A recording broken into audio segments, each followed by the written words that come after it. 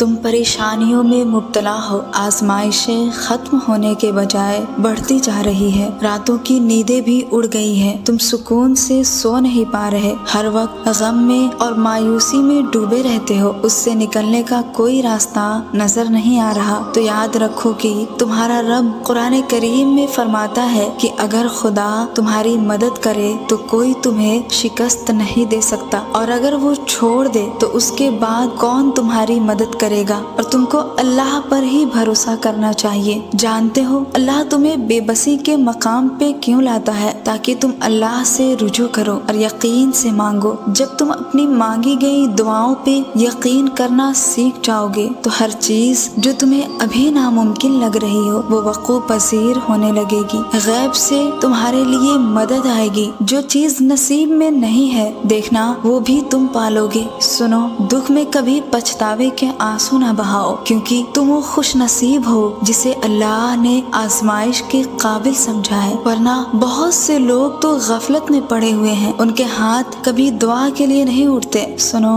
हर मुश्किल का हल अल्लाह के पास है। उसको अपनी मोहब्बत और अपनी दुआओं के साथ छोड़ दो। अल्लाह ताला फरमाता है, कह दो मेरे उन बंदों से जिन्हें हालात नामुमकिन लग रहे हैं, मैं हर चीज पर कुदरत रखने वाला हूँ। पता है हर रिश्ता कभी न कभी मान तोड़ देता है और हर ताल्लुक कभी न कभी भरम खो देता है। सिर्फ अल्लाह की साथ है जिसका आसरा हमेशा बाकी रहता है। सुनो, टूट मत जाना। देने वाला पुकार कर कहता है, एक दिन तुम्हारा अल्लाह तुम्हें इतना देगा कि तुम खुश हो जाओगे। पता है जब हजरत यूसुफ अलैहिस्सलाम 32 साल बाद अपने बाप से मिले तो इतना रोए कि बेहोश हो गए, फिर उठे और इतना रोए कि फिर बेहोश हो गए। तो हजरत जिब्राइल अलैहिस्सलाम ने अल्लाह ताला से पूछा, या अल्लाह इतनी मोहब्बत भी कोई किसी से करता है क्या? तो अल्लाह ताला ने फरमाया, है जिब्राइल, मैं उम्मत मोहम्मदी के हर फर्द से उससे 70 गुना ज्यादा मोहब्बत करता हूँ। अल्लाह तुमसे बेहद मोहब्बत करता है। उसके हर फैसले में तुम्हारे लिए बेहतरी छुपी होती है। हाँ, उसको समझने के लिए तुम्हें वक्त लगता है। अगर तुम सब्र से काम लो, देखे ज्यादा ना सोचे। ज्यादा सोचना इंसान को खत्म कर देता है। बस दुआ करे और रब पर छोड़ दे, और फिर आप एक दिन हैरत अंगेज मुअजिज़ा देख कर दंग रह जाएंगे और कहेंगे ये कैसे हुआ?